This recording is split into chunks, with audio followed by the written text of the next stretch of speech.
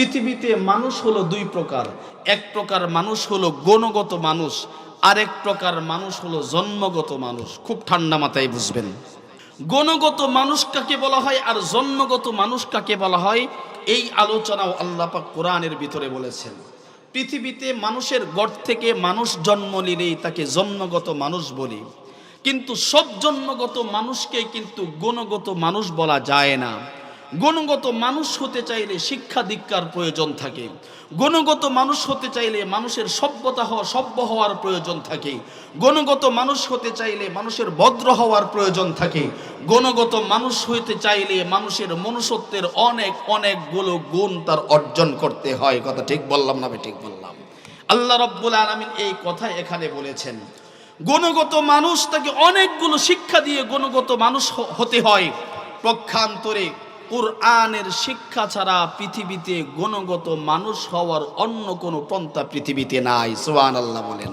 দেখবেন অনেক সময় মাদ্রাসায় অনেক গার্ডিয়ান সন্তান নিয়ে গিয়ে উস্তাদকে বলে, হুজুর আমার ছেলেটাকে আপনি মানুষ বানিয়ে দিয়েন, আপনার কাছে বড়ই আশা করে নিয়ে আসছি। বলে কি বলে না বলেন তো দেখি?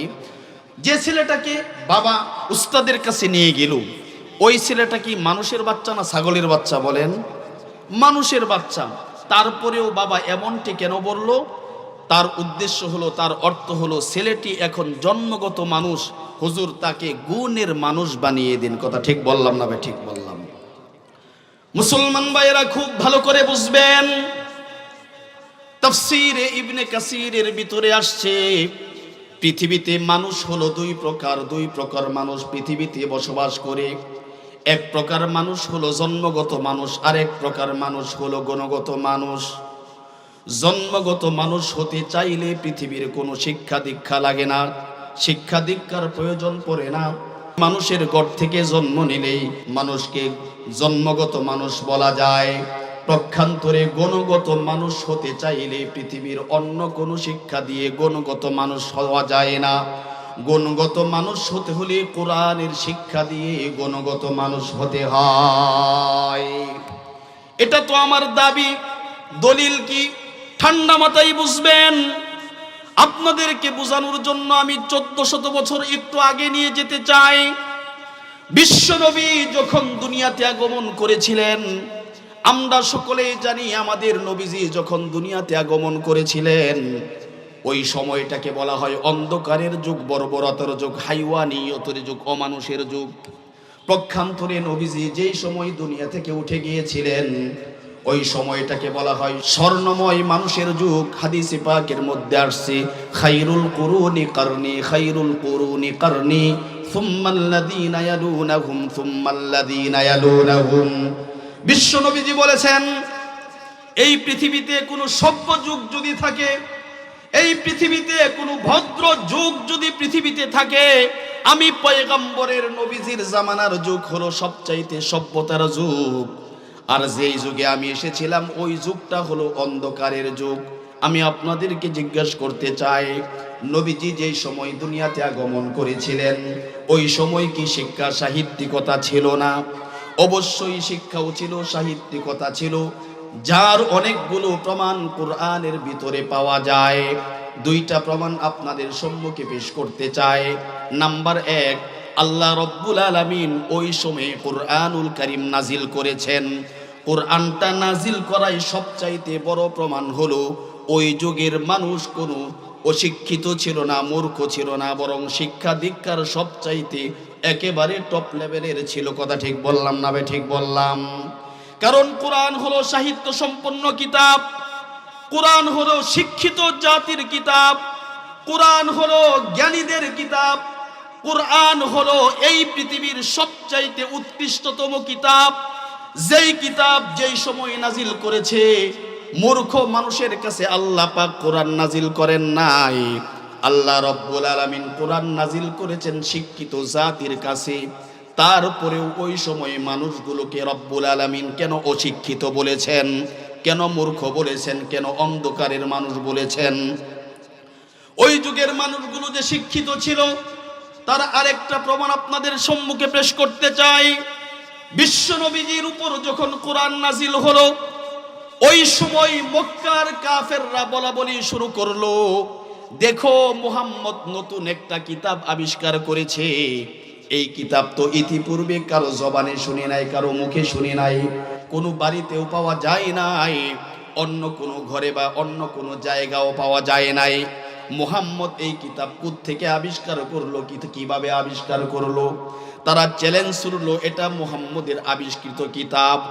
রব্বুল আলামিন কাফেরদের চ্যালেঞ্জ গ্রহণ করে আল্লাহ রব্বুল আলামিন আয়াত নাজিল করলেন, ইন কুনতুম ফি রাইবিম মিম্মা নাযালনা আলা আবদিনা ফাতু বিসূরাতিন মিন মিসলিহি। রব্বুল আলামিন বলেন, আমার পয়গম্বরের উপর যে কিতাব নাজিল করেছি, এই কিতাবের উপর যদি তোমাদের কোনো সন্দেহ হয়, তাহলে আমি তোমাদেরকে চমৎকারভাবে একটা পরামর্শ দেই।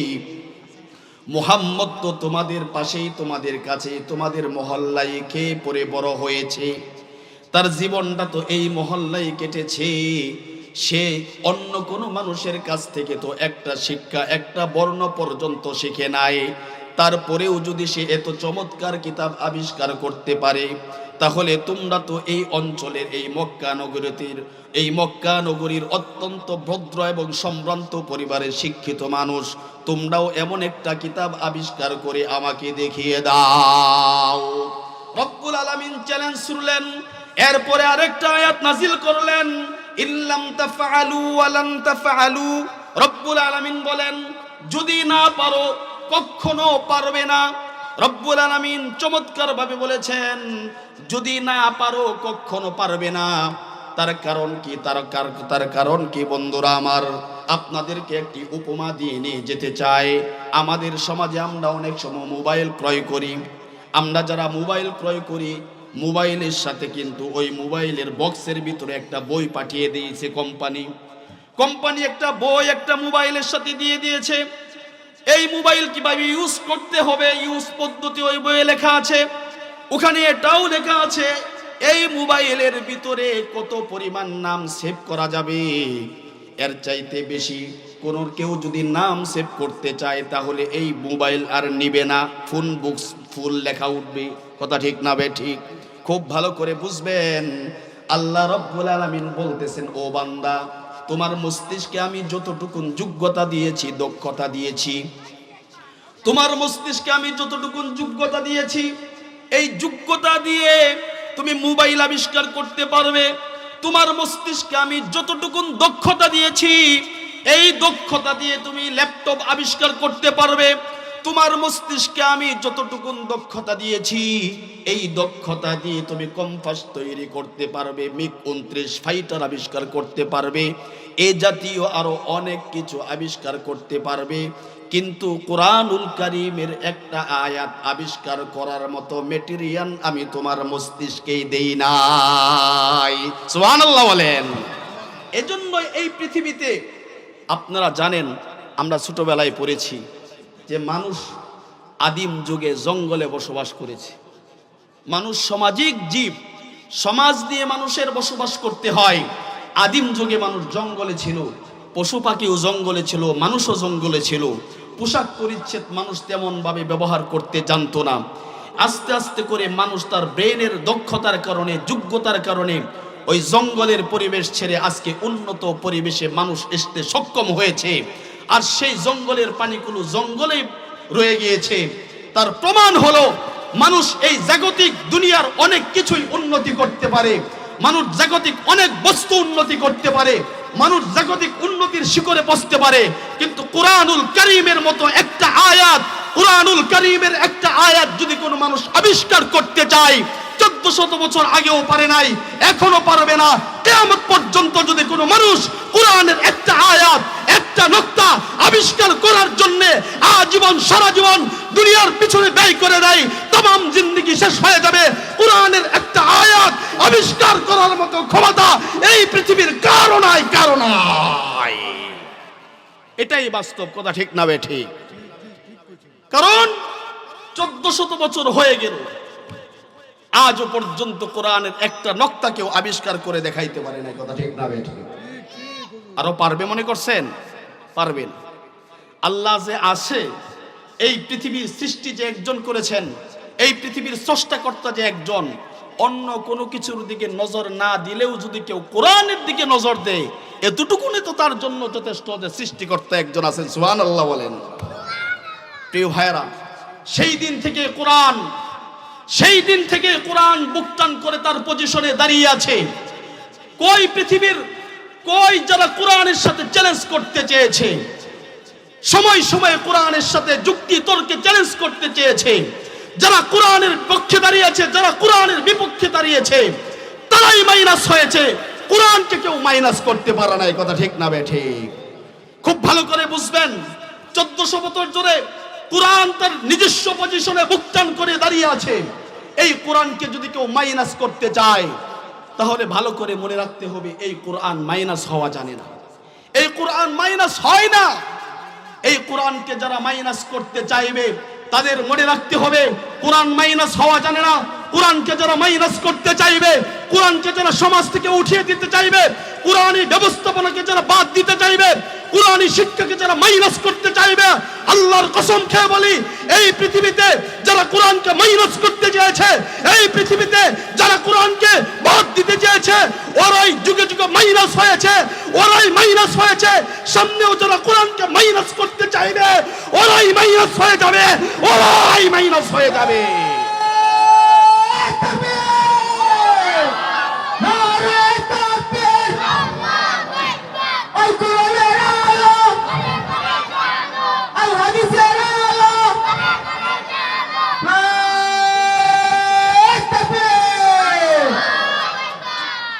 মুসলমান ভাইরা খুব ভালো করে বুঝবেন, আমরা তো দেখা যায় এই পৃথিবীতে দুনিয়ার চাকচিক্যের পিছনে পড়ে অনেক সময় মনে করি হয়তো এই ধর্ম, এই দিন, এই দুনিয়ার উন্নতশীল প্রযুক্তির সাথে ফিট হয় না, এই দুনিয়ার উন্নতশীল ব্যবস্থাপনার সাথে কোরআনী ব্যবস্থাপনা যায় না, এটা আদিকালের ব্যবস্থা আমরা অনেকেই মনে করি। খুব ভালো করে বুঝবেন, কোরআন এমন একটা কিতাব, যেই কিতাব ইতিপূর্বেও সলিউশন দিয়ে আসছে মানুষকে। ঘরের সলিউশন, ব্যক্তিগত সলিউশন, সমাজের সলিউশন, রাষ্ট্রীয় সলিউশন কোরআন যেভাবে দিয়েছে, এই পৃথিবীর সূর্য যতদিন পর্যন্ত পৃথিবীতে উঠবে, ততদিন পর্যন্তই কোরআন প্রত্যেকটা মানুষকেই তার সঠিক দিক নির্দেশনা দিতে পারবে। আল্লাহ রাব্বুল আলামিন এই কোরআনকে এমন সুন্দর করে তৈরি করেছেন, এজন্যই তো রব্বুল আলামিন কোরআনের ভিতরে বলেছেন, আল ইয়াউমা আকমালতু লাকুম দীনাকুম ওয়া আতমামতু আলাইকুম নি'মাতি ওয়া রাদিতু লাকুমুল ইসলাম দীনা। রব্বুল আলামিন বলেন, বান্দা, এই পৃথিবীতে অনেক অনেক অনেক ধর্মের লোক বসবাস করে, কিন্তু যে মানুষগুলো তার সৃষ্টিকর্তাকে পেতে চায়, যেই মানুষগুলো তার সৃষ্টিকর্তার সাথে সাক্ষাৎ করতে চায়, ওই মানুষগুলোকে ইসলাম ধর্মের পথ ধরে আমার কাছে আসতে হবে। সুবহানাল্লাহ বলেন। এজন্য আল্লাহর কাছে গ্রহণীয় দিন কয়টা? জোরে বলেন কয়টা? আরে জোরে বলেন না কয়টা? আর জোরে বলেন কয়টা? আল্লাহর কাছে গ্রহণযোগ্য দিন কয়টা? একটা, সেইটার নাম কি? ইসলাম। কেউ যদি তার সৃষ্টিকর্তার সাথে সাক্ষাৎ করতে চায়, কেউ যদি তার সৃষ্টিকর্তার পক্ষ থেকে কেউ যদি লাভবান হতে চায়, জান্নাত নামক নিয়ামত কামাইতে চায়, পরপারে যদি সুন্দর ব্যবস্থাপনায় থাকতে চায়, তাহলে ইসলাম ছাড়া বিকল্প কোনো রাস্তা নাই। এজন্য প্রিয় ভাইরা, জীবনের ক্ষেত্রেও ইসলাম মানতে হবে, সমাজের ক্ষেত্রেও ইসলাম মানতে হবে। রাষ্ট্রের ক্ষেত্রে কাটটা মানবেন? বলেন কাটটা? জোরে বলেন না কাটটা? আরো জোরে বলেন কাটটা? এই তিন জায়গায় যদি ইসলাম মানেন, তাহলে সে হলো পরিপূর্ণ মুসলমান। সুবহানাল্লাহ বলেন। মনে রাখবেন, মুসলমান হওয়া সহজ, কিন্তু মুসলমানিত্ব ধরে রাখা অনেক কঠিন। মুসলমান হওয়া সহজ, কিন্তু মুসলমানিত্ব ধরে রাখা অনেক অনেক কঠিন। এজন্য প্রিয় ভাইরা, আল্লাহ বলেছেন, অমিনান নাসি মান ইয়াকুলু আমান্না বিল্লাহ ওয়া বিল ইয়াউমিল আখির ওয়া মা হুম বিমুমিনিন। পৃথিবীতে অনেক অনেক মানুষ এমন আছে যারা নিজেদেরকে বলে আমরা অনেক চমৎকার মুসলমান, আমাদের অনেক গুণ আছে, আমরা তো পরিপূর্ণ ইসলামের উপর চলি। এরকম অনেক অনেক মানুষ আছে যারা বলে, কিন্তু আল্লাহ বলেন তোমরা কখনো মুসলমান না। নাউজুবিল্লাহ বললেন না? তাহলে মুসলমান দাবি করে এমন মানুষ আল্লাহর কাছে মুসলমান হিসাবে গ্রহণীয় নয়, এমন মানুষ পৃথিবীতে ভুরি ভুরি আছে। আমরা ওই কাতারে যেতে চাই না। আমরা আল্লাহর কাছে মুসলমানিত্বের ইমানদারের ইমান গ্র্যান্ডেড হয়, গ্রহণীয় হয়, এমন মুসলমান হতে চাই। কে কে হতে চান হাত তুলে তাকবীর দিয়ে দেখে দেন। লিল্লাহি তাকবীর, লিল্লাহি তাকবীর। আল কোরআনের আলো, আল কোরআনের আলো। আল্লাহ আমাদের সবাইকে বোঝার তৌফিক দান করুন। জোরে বলেন আমিন। ওয়া আখিরু দাওয়ানা আনিল হামদুলিল্লাহি রাব্বিল আলামিন। আসসালামু আলাইকুম ওয়া রাহমাতুল্লাহি ওয়া বারাকাতুহু।